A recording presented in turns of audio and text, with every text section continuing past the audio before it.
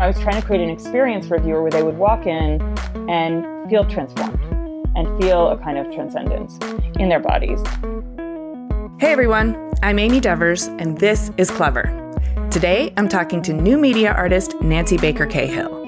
Nancy's known for work that examines power, selfhood, and embodied consciousness at the intersection of fine art, social justice, and emerging technologies such as augmented reality. She's the founder and artistic director of Fourth Wall, a free augmented reality app that is an art platform exploring resistance and inclusive creative expression. Its intention is to challenge traditional conventions of public art and introduce a participatory, immersive art experience. Her geo-located augmented reality installations have been exhibited globally and have earned her profiles in the New York Times, Frieze magazine, and the Art newspaper, among other publications. And she was included in Art News' list of 2021 Deciders. Her work was featured at the 2022 Tribeca Film Festival in the Immersive Main competition and was on 90 screens in Times Square in New York City for the entire month of July as part of the Midnight Moments program. She's an incredibly thoughtful and compelling new media artist, as well as a powerful voice for justice and inclusion. Here's Nancy.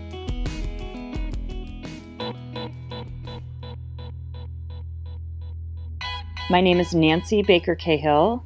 I live and work in Los Angeles, California, and I'm a new media artist who examines systemic power, selfhood, and embodied consciousness through drawing and shared immersive space. And I'm also the founder and artistic director of Fourth Wall, which is a free augmented reality art platform exploring resistance and inclusive creative expression. I cannot wait to unpack all of that. But before we get to this fully developed version of Nancy Baker Cahill, I love to go back to the formative years to see what you were working with. Can you paint the picture of your childhood? Well, I was really fortunate to grow up just outside of Boston, which has a pretty robust public school system. As a kid, I was a total bookworm. I read everything I could get my hands on, but was especially taken with science fiction and thrillers. That was sort of my literary diet for a long time. I grew up in a very politically minded family. My father was a local politician, came from a long line of local politicians. He really inculcated in me a deep sense of civic obligation and civic duty, and really just kind of civics in general, the importance of civic engagement. So from a very early age, I was knocking on doors, having doors slammed in my face as we canvassed for various candidates. Boston, while being a very complicated and flawed city on many different levels, did have a colorful roster of Democratic candidates when I was younger. And so getting to know some of them and working actively for them was really fun and really formative. I now recognize that it deeply shaped my approach to art and art making as an adult. That's why I asked the question, because we always unearth some, formative elements that actually turn up in your career and also in your purpose. It's fascinating to me how it all kind of alchemizes as a person grows up, and these experiences end up really informing what they end up doing. And I loved hearing this story of you canvassing as a kid, because it paints this really graphic picture of both an engaged dad who's interested in teaching his child about what's important, and also somebody who's interested in exposing you to the raw edges of what it looks like to actually create change. Yeah, I feel really fortunate in that regard. My father is nothing if not persistent, and so having doors slammed in the face was never a deterrent. But I do think that it was great role modeling in terms of resiliency. Accepting no, but continuing on the journey and in the pursuit of whatever it was we were trying to achieve. Yeah, and it seems like it's kind of a whole picture of some people aren't going to agree with you, but it's not a personal rejection. So you don't need to get downtrodden by this. Yeah, that's a great additional window into it. I wish more of that had stuck. I was always sort of like, that's so rude, and it's like, no, it isn't. They don't want to be bothered. We move on. What about your mom? Where is she in this picture? Was she also politically active? No, my mother wasn't politically active, but what my mother really brought to me a whole different type of resilience. My mother has overcome all kinds of brushes with death medically, and she's just an incredible fighter. I think my mother, perhaps her greatest gift to me is her irreverence. My father's a very serious person, and my mother is not. And she finds humor, often dark humor, in literally almost anything. And so I'm deeply grateful for that. That was also very formative and certainly inflected my worldview. It's like a great temperance to anything overly ideological. Let's just say I've never been too susceptible to orthodoxy of any kind. Talk to me about the teenage years, because those can be rife with awkwardness or angst or needing to sort of break free from certain constructs. What was it like for you, and where were you growing? I, again, was so lucky to go to an exceptional public school, a big, diverse public school called Brookline High. I was raised in an incredibly strict household, which also, I would say, fed my deep suspicion of authority and my own subversive instincts. So I have known from the beginning that I do not like being told what to do, and I find excessively strict regimes incredibly oppressive. And I do think that that actually shaped my interest in really examining power structures as well. So high school was both an incredible escape. It was late 80s. It was a time, for me anyway, of tremendous angst. I looked like and wanted to be Robert Smith from The Cure. A disastrous hair dye decision, I would say, that I made over and over again.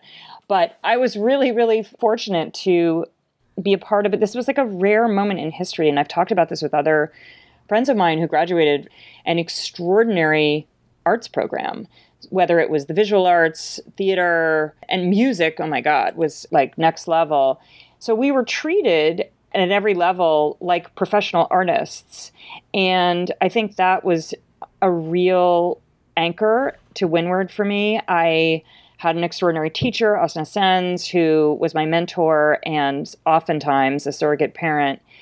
So as we all navigated the upheaval, social, political, all of those fraught cultural winds, we had this community and this resource. I can't even express how lucky I was. Almost to a fault, I graduated thinking I was a professional artist and that I didn't need to learn much more. And I was quickly disabused of that when I went to college. But it was a time of great freedom. I could go virtually anywhere I wanted, whenever I wanted. And then I had this incredible program that I was a part of, and friends and community that all took our creative crafts really seriously. That was my escape, and that was the source of all of my joy. Not that I can remember experiencing a tremendous amount of joy during that period, but it was really kind of a lifesaver. I can see that, because when you can kind of be amongst a tribe that affords you acceptance and challenges you to find your own voice and to express yourself, you develop a kind of decision-making and creative agency that, whether you go on to become an artist or not, it informs how you navigate the world in a really empowered way. I think it was a really rare time. I've been told that those programs actually have been defunded somewhat. They're not nearly as they're. Oh yeah, they don't exist anymore. They don't it's exist. A tragedy. Yeah, it really, really is. Because I look at my peers and they've all gone on to do wildly creative things, and they're all successful in different arenas, whether it's Hollywood or the art world or even academia. Because at that crucial moment of neuroplasticity, we were encouraged to explore and to believe and trust in our own creative instincts. And I just don't think that that's all that common anymore. And I would say that the creative piece of learning, which is so crucial, has also been excised. I'm making gross generalizations here, but as our public education systems have been so gutted for political reasons, we've really foreclosed a lot of innovation and potential for innovation by cutting out that crucial part of pedagogy. Yes, my opinion too, and I'm really grateful to hear you say it. I also loved that you pointed out that that's a really crucial time of neuroplasticity. I think that's an important thing for all of us to be thinking about. I also think that kind of program kind of trains you to look at the world for possibilities and how you might enact those possibilities. And it's the exact opposite when people are telling you what to memorize and how to get an A on a test. That's programming you to just follow rules and not challenge things. And I think that's a problem. And I just learned this morning on my run, I was listening to this extraordinary podcast, that the whole expression thinking outside the box is related to an exercise where you're challenged to connect 9 dots with 4 lines. You know, most people think it's easy when they first look at it, and then they realize, oh God, no, this is actually really complicated and difficult. And apparently the answer, spoiler alert, involves drawing a line outside of the box, and that's where outside the box thinking comes from, that expression. And I think that's so interesting. I didn't know that. What a great thing to learn. I'm going to win the next trivia night. I know, but it was profound to think about. You haven't yet developed the skill, the software, the instinct to literally think outside the box. And you can't just tell someone to do that. You literally have to train your brain to do that. So I'm just really grateful that my brain, through a variety of influences, has been trained to think oftentimes outside the box. So with that tremendous public program of arts education, that probably informed your decision to study art at Williams College. But can you kind of unpack that decision-making for me and what the college experience was like for you? Yeah, I transferred to Williams from a college in Minnesota called Macalester College. And I had applied actually to RISD and Williams, and I had gotten into both. I was told by the people paying for my education, aka my parents, that they would pay for Williams. So I did not go to art school as a result. So given that non-choice, which I do not regret in retrospect, I'm really grateful for the education I got, I knew that I wanted to pursue that first and foremost in any way I could. The art faculty was small but mighty at the time, and I also knew that I had this twin star, this real interest in political theory. And so I really took as many of those classes as I could in addition to the art classes. So I would say that defined my college career, those two things. With hindsight now, you can look back on those experiences the same way you look back on your canvassing with your dad and all of your mother's resilience. Is there anything from the college years that really was a very impactful, residual experience? Yeah, I think, well, one, just the basic rigor. I feel like it was the first time in my life that I really understood the value of critical thinking and was taught how to think critically. Prior to that, as wonderful as my education had been up to that point, I'd never really learned those specific tools and skills. I also had the enormous fortune to meet a variety of people who were interested in political subversion. And so with a few other classmates, we formed an agitative propaganda group called Eat Me. And Eat Me took... oh my God, I love you, Nancy. Eat Me took a less earnest approach to addressing things like, sexual violence, eating disorders, and body image. You know, we took on the issues at the time with Abby Hoffman as our sort of North Star. And it was extraordinarily formative and, for me anyway, not just cathartic, but again, kind of engaged these impulses to ask critical questions, jolt people out of a kind of inertia using performative techniques. Of course, the use of spectacle is often very persuasive as well. So, and I think what was really revelatory to me too was that, at the time when we were having all these really charged conversations, I made a lot of assumptions, as one does. I always assumed that the men, and I'm being very sort of reductive and binary now because this was a reflection of the time, but a lot of the men that took women's studies classes, I thought they would be very natural allies and would support our cause. And in many cases, it was like football players. That kind of gave me a more nuanced appreciation for what allyship could be and, if engaged thoughtfully. I learned a lot, I have to say. I was deeply unhappy in college. I was depressed 95% of the time.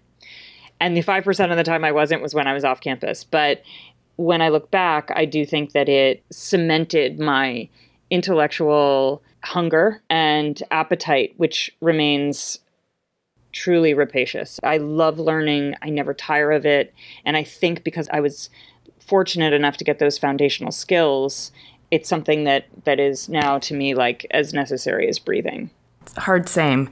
But I do want to acknowledge your feeling of depression. And do you think that was because you were kind of confined to an institution with rules and deadlines and people telling you what to do when you know you don't like that? I mean, what was the nature of the depression, and how do you not get yourself in those situations now? Oddly enough, it's probably also related to embodied consciousness. I didn't want to go there. So that was one roadblock from the jump. And this is no disrespect to Western Massachusetts. That is not where my body, my corporeal self, likes to be. I find them to be dark, satanic hills. I don't like the feeling. I feel claustrophobic. I feel the same way in other parts of the Northeast, which is why I couldn't be happier to be in California, and you'll have to drag me out of here feet first. So I didn't like or appreciate my environment. I was mystified by my peers who loved it and found it idyllic. I found it oppressive. And it was only until my friend Valerie actually got me into hiking that I found another escape, which is to say, when you ascend, you have a different perspective. That was something I started to do regularly toward the end, just to kind of keep myself from going insane. And the other part of it was that socially, I found it really difficult because, of course, I'd come from such a culturally rich and diverse high school environment. Any number of different languages being spoken. You walk down the hall and you'd hear at least 10 different languages being spoken. And I did not have a tribe until we founded Eat Me, at the end. But it took me a long time to find my way socially. I truly just felt like a fish out of water most of the time. So that kind of misfit feeling combined with having my mind blown regularly by these extraordinary professors and texts that I was engaged with, it really threw me off my axis, and it took me a little while to recover. And it took me a long while to recover, actually.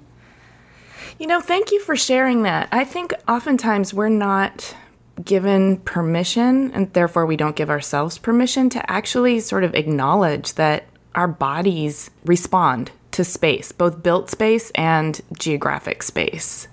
And the importance of a tribe, which it sounds like you had in high school and then you really didn't find easily in college. So you also felt the absence, the grief of loss of a tribe is profound. But, I'm also hearing in a very empowered way, you've taken all the learning from that experience and you're now deploying it in your adult life, which is what we're supposed to do with these experiences. Well, I'm reading this wonderful book. I've just started it, which I highly recommend to your listeners, called Ways of Being by James Bridle. There are all different types of intelligences. And what I think a lot about is the intelligence of the body, the embrainment, as we call it, of the body. That it's not, everything we know isn't contained in that mysterious organ that floats around in our skull, that, we know things on a cellular level.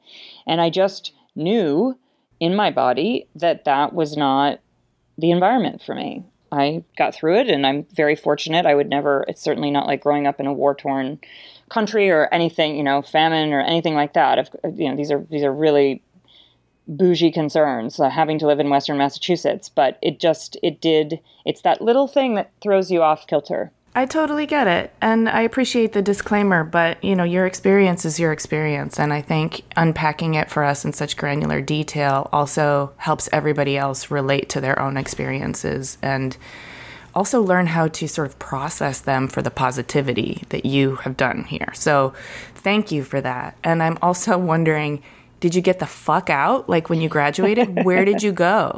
Yeah, so my grand intention was to, quote unquote, revolutionize the media. That was my modest goal. I landed in public television, which is not where anyone should go to innovate, although it was a wonderful landing pad right out of college. And I worked as an intern on the American Experience documentary series.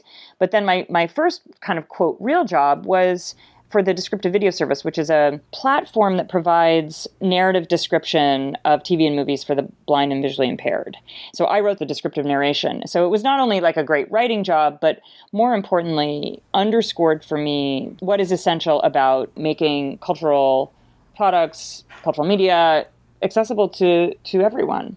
Access to storytelling isn't a, quote, right, but it certainly should be something that everyone is able to participate in because it's a deeply, deeply human need we have to hear and tell stories and share stories. And so it allowed us to do that, and it forced me to become a much pithier and more thoughtful and observant writer because I had I was limited to the pauses in between dialogue or, sound effects. You might have 10 seconds to communicate a tremendous amount of information. And that's what I did. This is fascinating. It's so meta, too, because you're understanding the power of storytelling and what a deeply human need it is and why it's important to make sure it's accessible to everyone, but then also needing to sort of reverse engineer the storytelling in a way that makes it applicable to a different set of bodies. Totally. And it's a particular responsibility to choose and isolate those moments or details that are relevant to the story. In other words, you could focus on a random vase in the background, but you haven't served the story. And it literally forces you to kind of co-create with the storytellers what essential data has to be communicated for this story to remain fluid and coherent. So oftentimes it would be, describing a lunge or grabs a knife or, whatever it is that allows everything else to make sense. You would be doing the listener or the viewer a disservice by making, honestly, irresponsible choices around details. It was kind of interesting, and it was there that I met my then husband. He is a screenwriter and TV writer, and he really needed to kind of break the mold, break out of public television, because you certainly can spend your whole life there, and that's not a bad way to spend your life at all. But he really wanted to tell stories on a bigger stage. And so we got married and moved out to California, and that was another sort of, I would say, seismic change in my life. I guess it was 1995. You clearly like California. You've already mentioned that. How did your body feel when you got to Cali? Well, what's kind of funny is actually when we drove in on Melrose back in the day, I was dismayed. I was like, ugh. I looked at all the vernacular architecture, which I of course now love.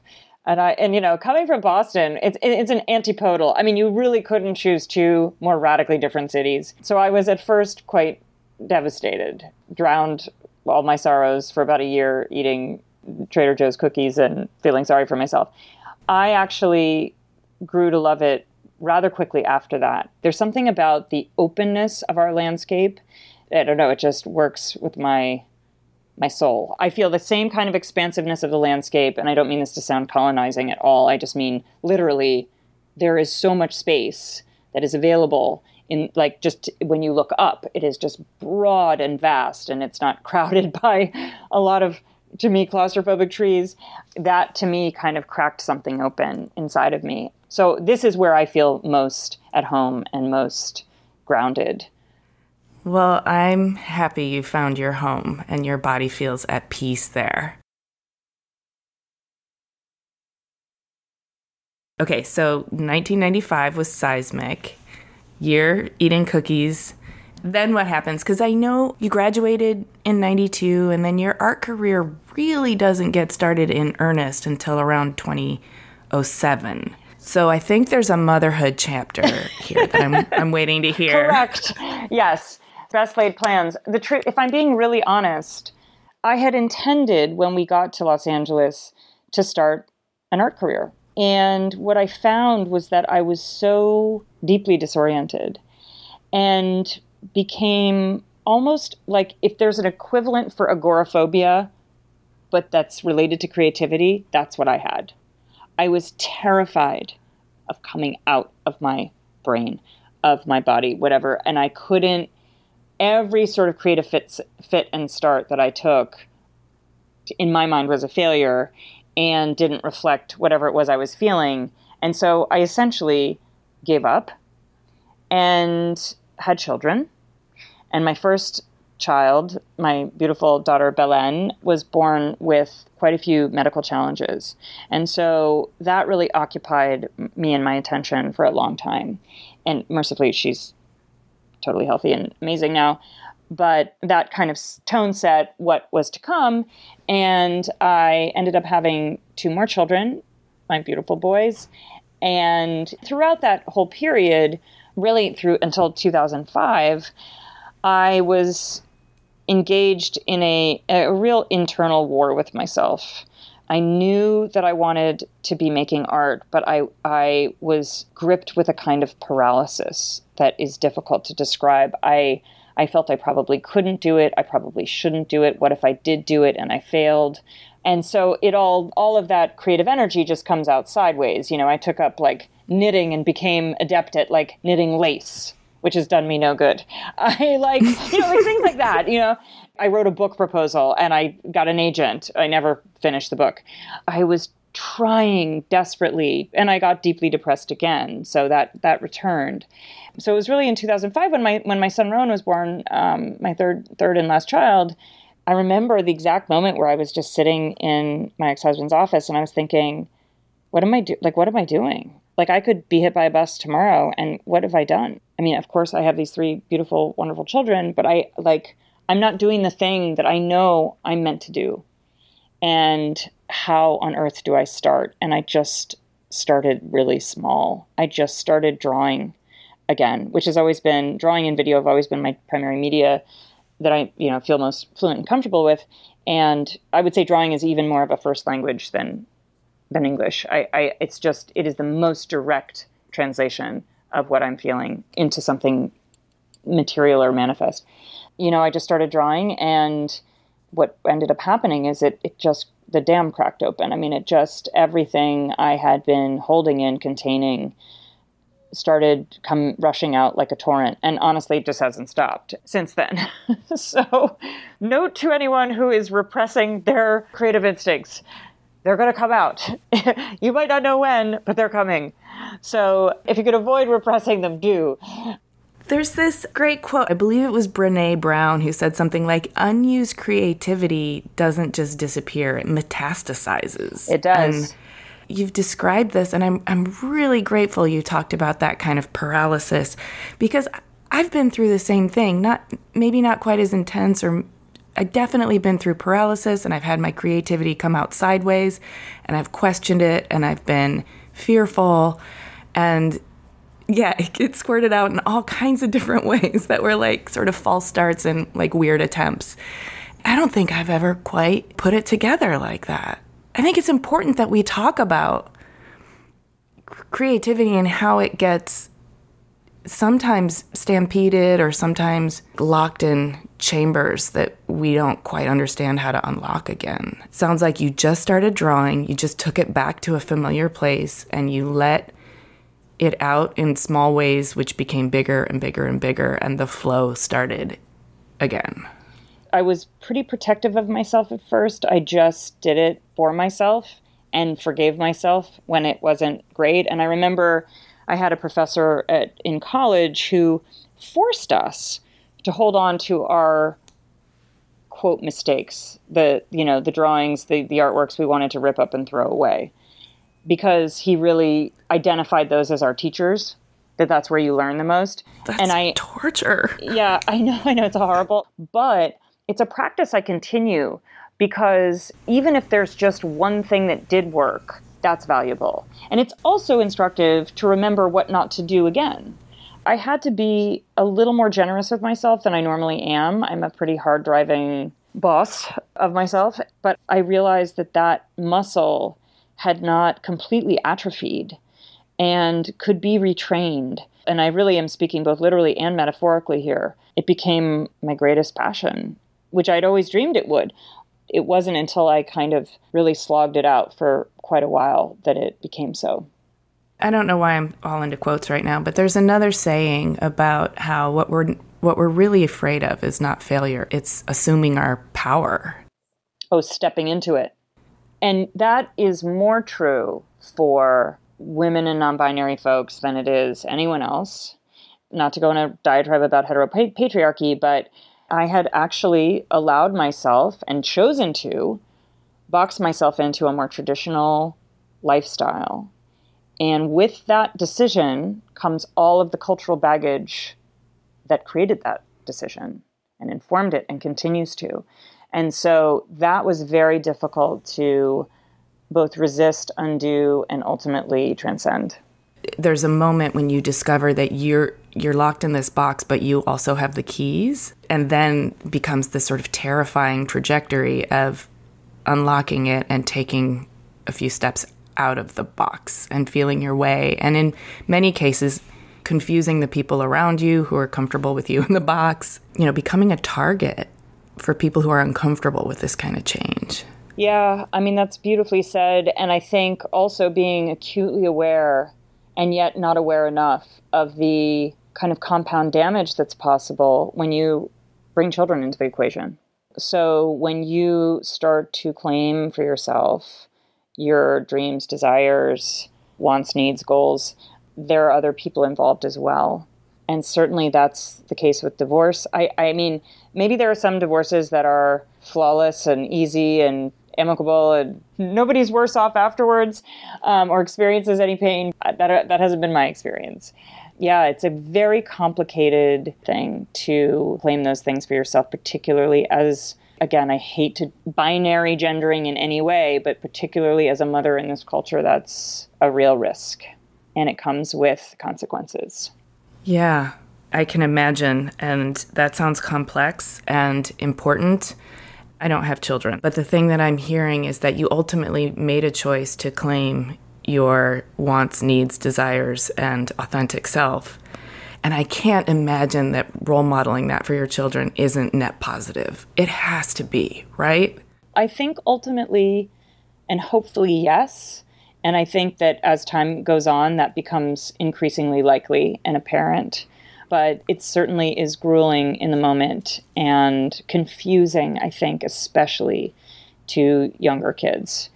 It's certainly not a decision that I regret because it has allowed me to pursue this passion, but also to include those years that at the time felt really creatively fallow, but in fact really forged the artist I am now. I remember at one point I had because it's very complicated. Motherhood's very complicated, or I don't even want to say parenthood because it really is gendered in the art world. And I had a curator at the studio and I just finished a suite of, I think, 75 drawings. I was really excited about them. And they were called manifestos. She was asking me about them and I was telling her about them. And I don't even remember how this came up. She said, "Does this have anything to do with your being a mother?" And I said, "Absolutely not. It has nothing to do with being a mother. This is my work. It's separate. It's all separate. Never the twain shall meet." And she shook her head and was like, "I don't think you understand. This has everything to do with motherhood," because the drawings themselves were these very abstract articulations of struggle and of two opposing forces in a kind of dynamic tension. She rightly identified that deep internal conflict and the pull toward one thing and the push toward another, and how that is an irresolvable dynamic, thus iterated 75 times. It certainly remains, that tension. Irresolvable means not necessarily trying to change it or solve it, but growing to a place where you can live with that kind of tension, that kind of discomfort, and accept it and not be in resistance all the time of that, tension, but more in an acceptance of it. And in some ways, tension can actually really propel us forward. I completely agree. And I have to say, embracing it has just opened up all kinds of artistic risk-taking, honestly. Ooh, I'm excited to hear all about this artistic risk-taking because you have been on a like rocket-like trajectory since the floodgates opened. And man, have you gotten into some interesting work. So can you kind of give us the overview of your career from that moment when you started drawing to now, where you're all into augmented reality and embodied consciousness? And well, it's so funny. I think that there's this way in which things are much clearer when we look backward, because they're not always clear when we're in the moment. And when I look backward, I can see that I have been trying and attempting to make immersive experiences, not quite from the beginning, but kind of from the beginning, and have been trying to make VR for a very long time before I actually started working in VR. And I should say that one greatly valuable thing my ex-husband said to me was, early on, before I'd started drawing, I remember I was just sobbing and calling myself a failure. And he said, you can't call yourself a failure when you haven't even tried. Oh, damn. I know. Tough medicine, but really good medicine. And so when I look back, I see, this is a long story of trying and trying different things, and some of them working and some of them not. And I could get into a whole conversation around the connection between drawing and video, drawing and cinema.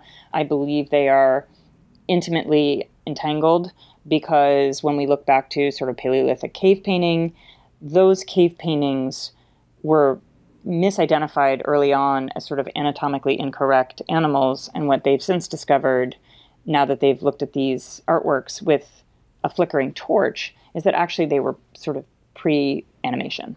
They were animating. What? Yeah. So like when they looked at it, yeah. So when they look at it, archaeologists would look at a three-headed, mastodon, or a, three-legged saber-toothed tiger, those silly Paleolithic humans really didn't understand anatomy. They understood it acutely.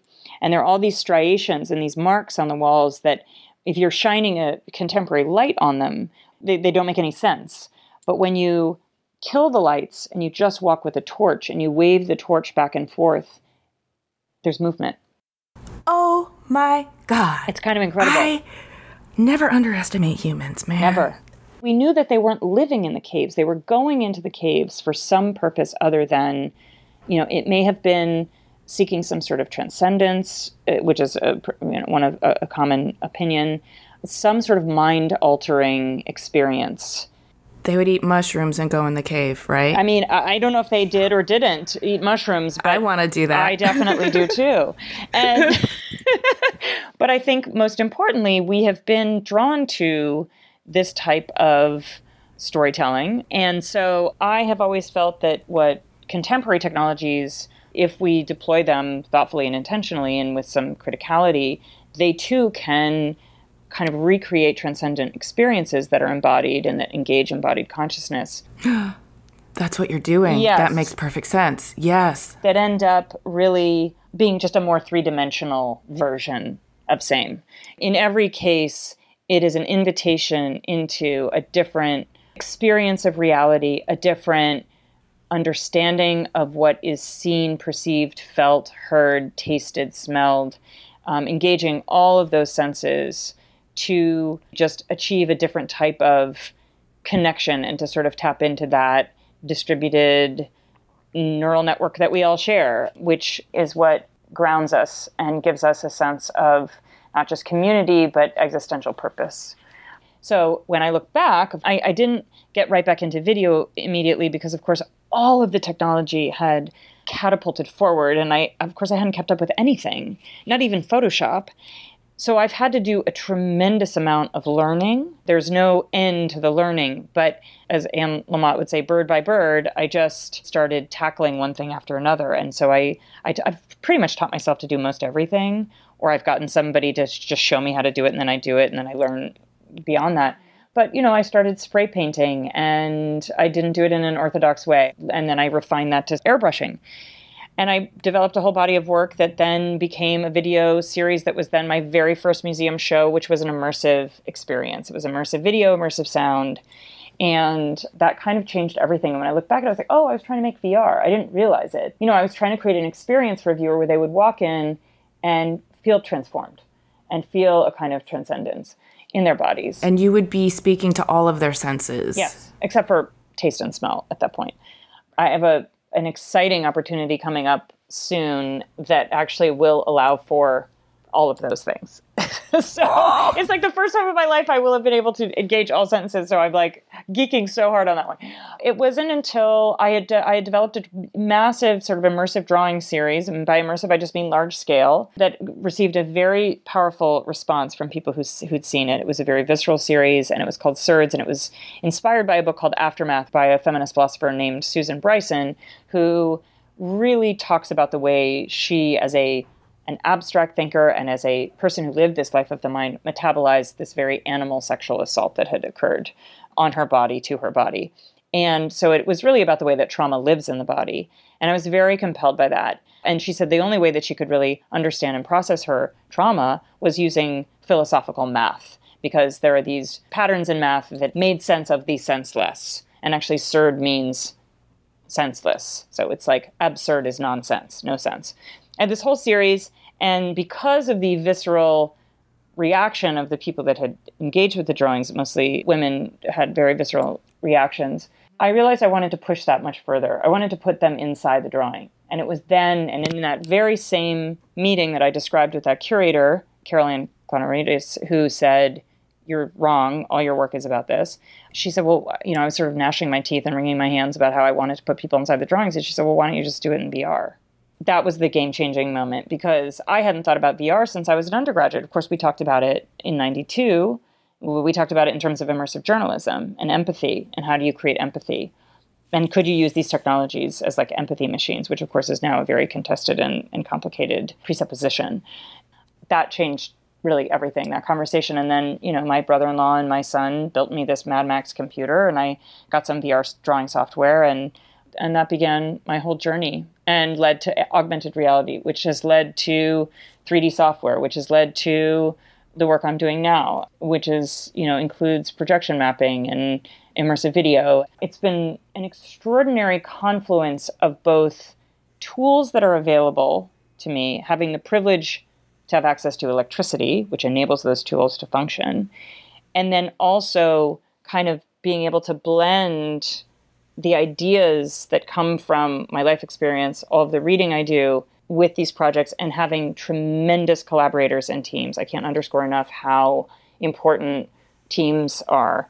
So as I sort of built my practice out brick by brick in terms of what I was making, I was also building it out in terms of my community, because I didn't have, the advantage of an art school education, so I didn't have that community or that built-in infrastructure. So I basically had to build my own infrastructure. That's a different type of creative freedom. You get to pick and choose. You're not just stuck with people. And so I feel tremendously lucky that I have this scaffolding of peers and artists and curators and people in institutions and out who I think comprise a beautiful ecosystem that's ever growing and ever expanding. And so I'm very lucky to be a part of it.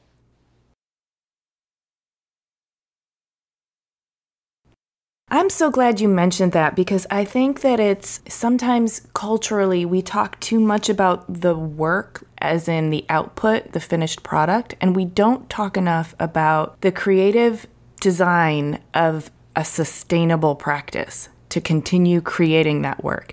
And of course, nobody makes anything in a vacuum. Then the minute you want to make this your livelihood, you need to rely on other people. Building that out in a way that affords you the freedom, the resources, and the access you need to create a sustainable practice is such an important aspect of the business side of being an artist. I couldn't agree more. I'm so glad you said that. I don't think it is taught, at least it's not taught broadly. And I kind of came to it out of a sense of desperation and truly just feeling so isolated. But it is essential to any practice. And I did a TED Talk in 2018 about using AR as a tool for equity and access.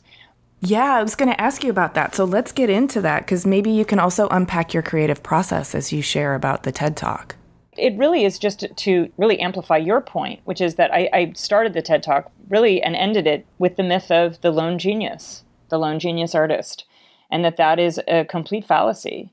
And it's not just that, of course, we need and want to engage different people with different skills, on different projects to realize those projects, but it's also about I think, being open to and recognizing in others their own creative contributions and to the discourse we have and share, and that those conversations with other artists generally, and thinkers with anybody, actually, I don't want to limit it to artists, that we're essentially interdependent, and that those conversations are often what allow us to grow. Like for me anyway, I just get so much out of listening to and learning from other people. Amen, sister. Me too. Yes. You're extraordinary in that way. And that too can shape your practice. Like our mutual friend Tanya was one of my very first collaborators on Fourth Wall app, on my AR platform. Wait, I got to back you up for a second, because we need to set up for the listeners what the Fourth Wall app is. And then also, I just want to remind our listeners that the Tanya you're referring to is Tanya Aguinaga, and she's episode 13 of Clever. Yes, the Fourth Wall app is a free app on the App Store. It's also available on Android, Google Play. And I developed it with my then team at Drive Studios, first and foremost to challenge notions of public art. Who has access to public art? Who decides what public art is, where it is, how it's experienced? But also to give access to these VR drawings that I had made, which were, basically the barrier to entry, not just to create VR, but to experience VR is very high, because you need a certain type of hardware, and obviously you need that software as well. And so I really wanted to make these things available to a broad public and an unknown public. So we basically, with my team, we translated my VR drawings into augmented reality in 3 dimensions. And the invitation of the app really, which was and remains on that part of the app, was for people to quote unquote place or locate these different artworks in the context of their choosing, so that they would basically co-create and have their own art experience and create their own content and meaning for the work, which was an extraordinary and remains an extraordinary thing, because people do the most amazing things with their imaginations. Yes, they do. And I've seen some of it and I've experienced it myself. And the other thing that, as you're talking about access, that's really interesting to me is it's a deliberate removal of the gallery as a intermediary and as a gatekeeper. And I really wanted to take it outside the realm of any institution of permission, and that included museums. I felt, what about a one-to-one experience? My experience working with communities that haven't had access to the kinds of art programs that I did is that I do believe most people have tremendous creativity inside of them. And when you invite that opportunity to engage, what comes out is honestly, if you want to have your faith in humanity restored, just do that. Yes. It's just It's amazing. And from work I'd done before, and that felt really important to me. But it was Tanya who took one of my drawings, which is called Hollow Point 101, and it's based on a type of ammunition that does extraordinary damage. And this is imagine a drawing in 3 dimensions that almost looks like a rupture in space with radiating sort of shrapnel coming out of it. But it's also very beautiful. So it sounds very violent, but it's also quite alluring visually. So she was down at the border wall where she does a lot of her work and is an activist, and put the drawing in AR in the United States and actively pulled it through the border wall into Mexico. And that was this extraordinary moment, which is, yes, exactly, your reaction. That one gesture spoke volumes. It was deeply, deeply moving and powerful. And I thought, of course, leave it to an artist, particularly an artist like Tanya, to identify immediately, not just the potential of this medium, but how it could be deployed as commentary and as insight into larger questions of borders and borderlessness and art and language and all of that. That's a wall that was put up for all the wrong reasons, but that this can transcend. She and my friend Deborah were the very first artists I asked when this light bulb went off. I thought, this has been a great tool for me to sort of engage this unknown, unseen audience. But what if I collaborated with artists like Tanya, artists who were so rigorous in their practices, who have so much to say, and invited them to geolocate their work in contexts where it would have the most resonance and meaning outside of any white cube, where they get to define that context.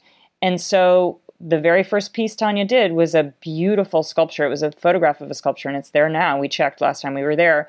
It's called Impotence Incarnate, and it's this kind of limp form that just hangs in space, and we put it directly over the border wall at Playas de Tijuana. It sits there sort of straddling that ugly scar of a fence as this kind of reminder of what it feels like. And the power of that image in that exact location, you know, think about it. If we tried to build something, you'd have to get permits, it'd raise all kinds of suspicion, but it's invisible to the naked eye. So you can only see it through the prosthesis of your phone, of the camera of your phone. And so for that reason, it just, to me, occupies this beautiful poetic space that is non-space, that is shared cultural thought space, that can't be policed, that can't be monetized, or it will be, I'm sure. But at least for us, the way that we operate and the way that I operate the app, it is with none of those concerns. It is to literally ignite meaning in situ. I love what you're doing. I also love the technical and philosophical rigor that you're applying to ideas of empathy, inclusiveness, embodied consciousness, as you say, but also a very generative and generous community building that is accessible for everyone to sort of find their own meaning and kind of own it a little bit on their own. Clearly, you're a very empowered person and you need a healthy ego to do that, but it's not ego-driven. I mean, this is an example to me of what, when we really focus on how our work can bless or enhance the lives of other people, this is what it starts to look like. Because it starts to be part your creation and then part in the hands of other people. And it's both an offering and an invitation and a challenge all wrapped up in one. Oh my God, that is the most beautiful. I would like to just print that out and put it next to my computer so I could look at it every day. Thank you so much. That is such a gorgeous and generous summary. And I think what drives me and really animates all of my desire to work this way is a just abiding and deep concern around issues of justice. Yeah, I feel that. I find myself, at times, I feel sometimes like a child in my sense of kind of that, but, looking at the world and consuming all that is, around us. And I think that's not fair. Like I can identify that that's not fair.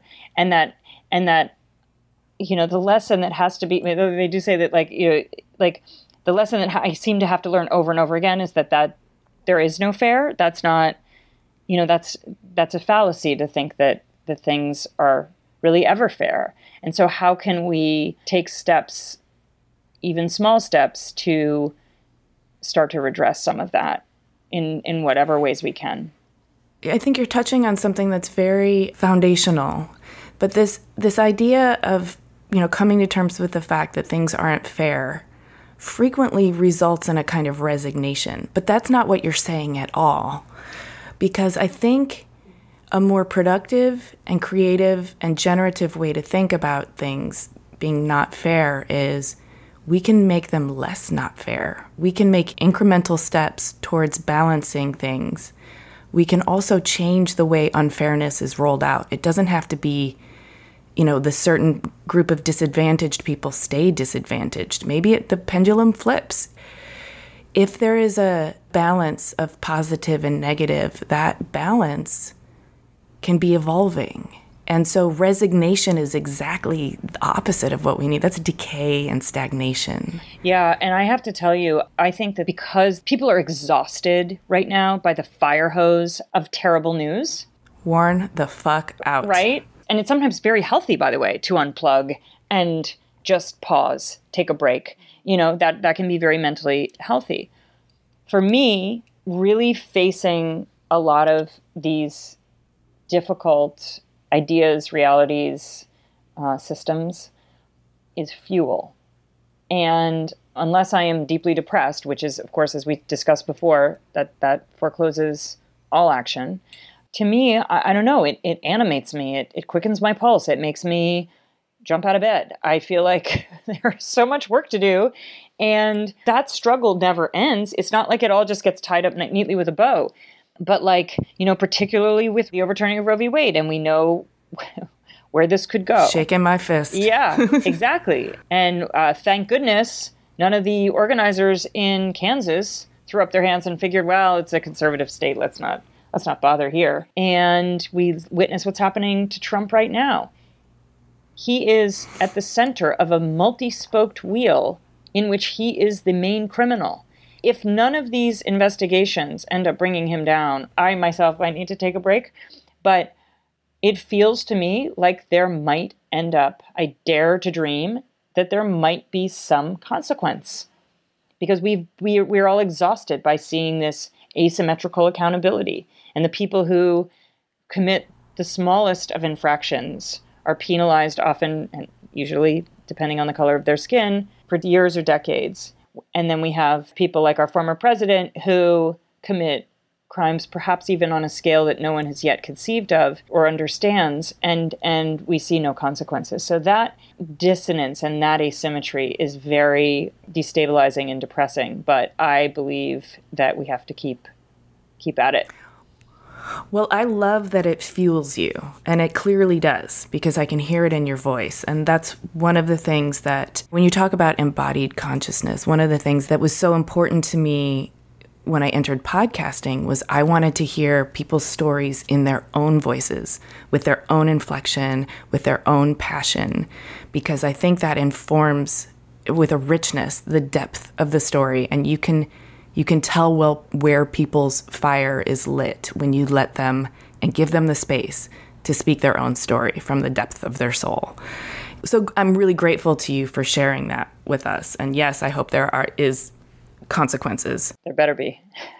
Switching gears for a second, I don't want to let this podcast end without giving our listeners kind of an exploded view of your creative process. We've heard the kind of conceptual development part, but some of the work you do is so fascinating technically.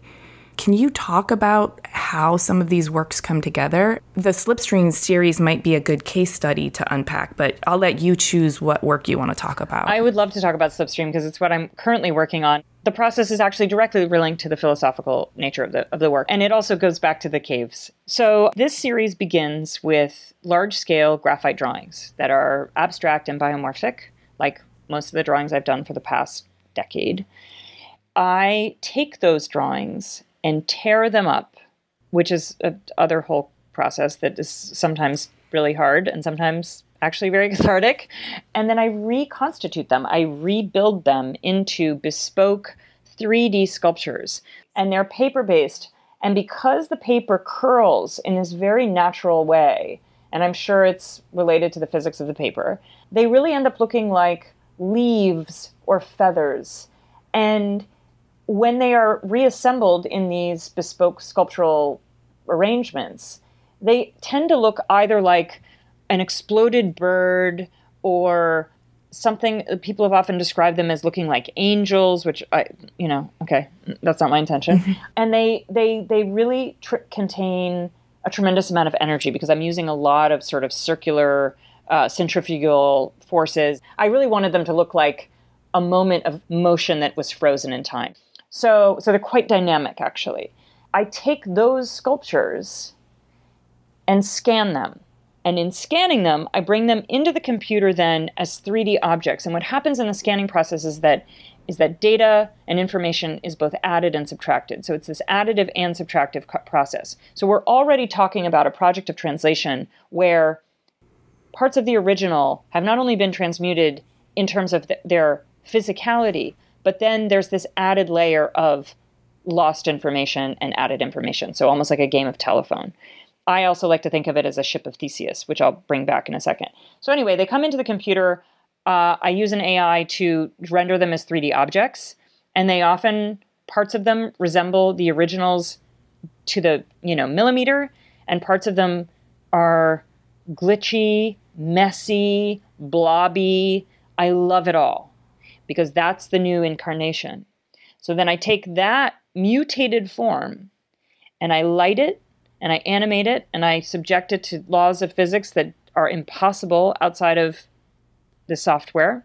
And from there, I then again bring it into an additional software, After Effects, to render it out as a final video. And I've also taken the added step of taking stills from the video and having them printed by a master printer, lapis press. And then you have this full journey paper to paper, but the drawing itself in no way resembles its original form. And in that sense, it is a ship of Theseus. It's like, what of the original remains as all these pieces are taken and added and replaced and morphed and mutated and that sort of thing. And this whole series came out of a deep concern I had with the misinformation campaigns that really kicked into high gear in 2016, but of course in 2020 were peak, and of course they remain peak. And so how do we take these invented truths? How do we take the process of mutated truth and turn it into something constructive versus destructive, and use it and deploy it in ways that illuminate and offer new insights and traverse into new territories versus using them as tools of manipulation and oppression. So they're quite colorful. They're getting more and more complicated. I have a solo show coming up, and so I'm madly creating work for it. Slipstream, by the way, I should just say the reason it's called Slipstream is because Slipstream is a genre of literary fiction that describes the familiar strange or the strange familiar. So there's this whole engagement with the uncanny, and I really love that. I love it when you look at something and you think, I recognize something in it. I know something in it is familiar to me, but I can't put my finger on it because it's so strange. So I think all of the work does that, and I've started to work with, it's called GPT-3. It's an AI text generator, and have done a little bit of collaboration with an AI on some text to add to some of the videos. And I've had to edit the AI text fairly heavily because let's just say the poetics are accidental, it feels. Can I just stop with something silly right now? You know how when somebody speaks a foreign language and it's kind of sexy? That's what it sounds like when you're speaking tech. I have no idea what GPT-3... Yeah, I have no idea what GPT-3 is, but say more. It sounds so good. It's a project by OpenAI. You probably, or maybe some of your listeners have been hearing a lot of controversy actually around DALL-E, sort of wonder and controversy, which is a text-to-image AI. And this is where, and I'm talking about DALL-E right now, you, the person using the software or the platform, type in a text prompt, and based on images that the AI has aggregated, millions and millions and millions of images it's aggregated from essentially the internet, it will automatically generate a series of images based on your prompt. The possibilities are sort of infinite and endless, but it's a whole other conversation. It's quite controversial for a variety of reasons. But with the text version, oddly enough, you'd think I'd be more interested in the visual, but I'm actually more interested in the textual work, because when you input a prompt, it reads the prompt and it interpolates it in its own way, and then regurgitates something to you in response, either to continue your sentence or in response to your sentence. And there are all these different settings.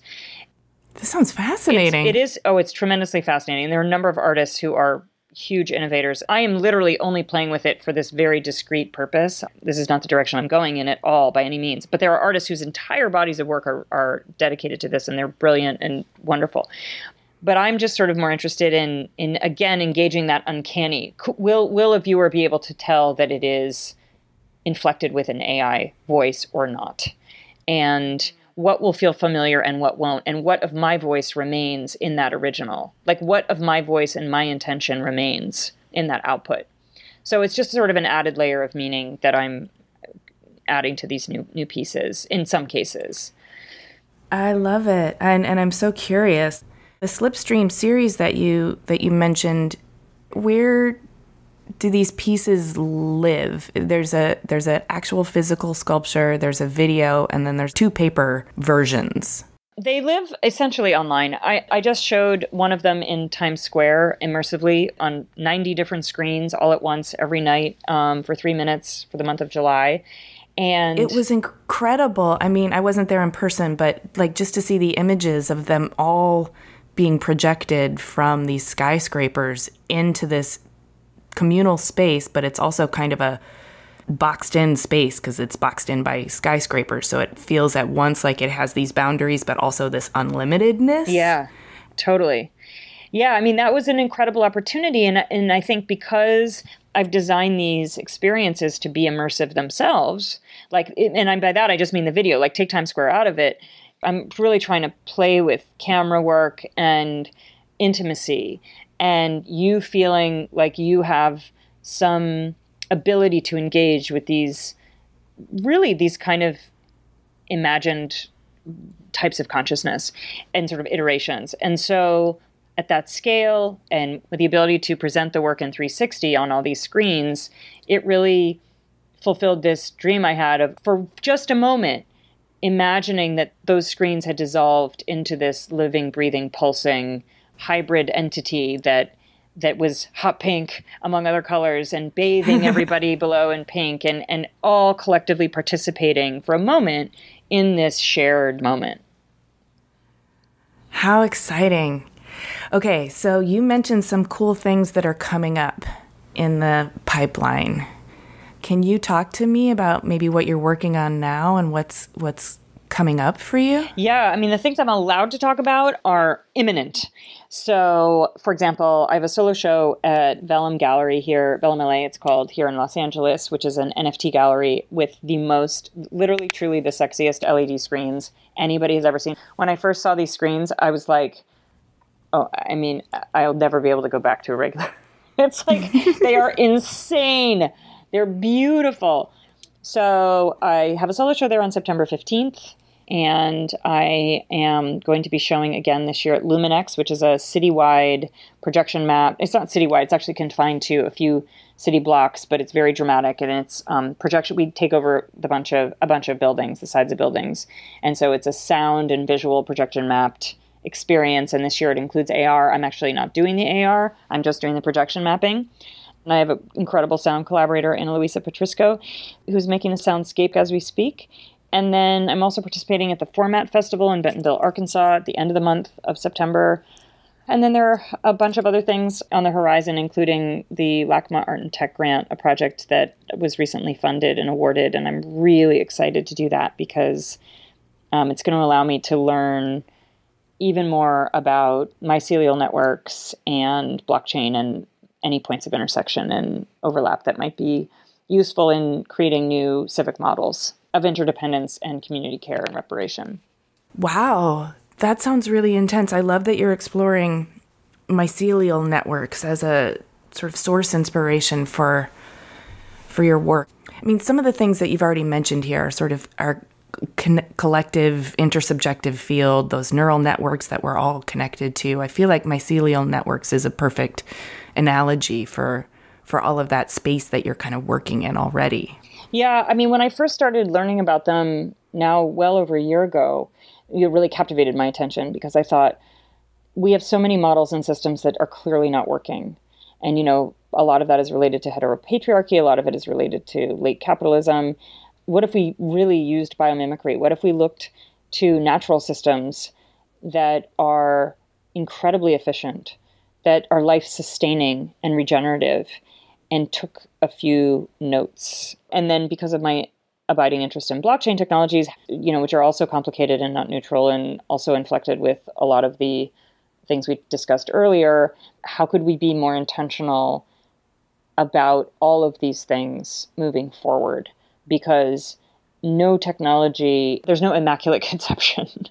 Everything is inflected with the builders and the people who build it and the source material and the data it uses to do whatever it does. And that's where we have the opportunity to be more involved. And at the same time, I think decenter our very human and generally Western approaches to any number of things, but most importantly, looking at climate change on all fronts. And by that, I mean also include the social and political and cultural. How do we survive together and in acknowledgement of that interdependence? That's beautiful. I love your way with words. This whole talk, your word choice has been so descriptive so vivid. I feel like you've been painting with words, and it's also been very immersive. So like you really embody everything that you're about. And it's been such a trip, and I mean, a beautiful trip to hear this story directly from you. Thank you. In that immersive way. I so appreciate your generosity. Thank you so much. It's such an honor to talk to you and to talk to someone so deeply, deeply thoughtful and engaged and inspired. So I'm really grateful to you. Thank you so much. Hey, thanks so much for listening. For a transcript of this episode and more about Nancy, including images of her work and a bonus Q&A, head to cleverpodcast.com. If you can think of 3 people who would be inspired by Clever, please tell them. It really helps us out when you share Clever with your friends. You can listen to Clever on any of the podcast apps. Please do hit the follow or subscribe button in your app of choice so new episodes will turn up in your feed. We love to hear from you on LinkedIn, Instagram, and Twitter. You can find us at Clever Podcast, and you can find me at Amy Devers. Please stay tuned for upcoming announcements and bonus content. You can subscribe to our newsletter at cleverpodcast.com to make sure you don't miss anything. Clever is hosted and produced by me, Amy Devers, with editing by Rich Straffolino, production assistance from Alana Nevins and Anushka Stefan, and music by L1011.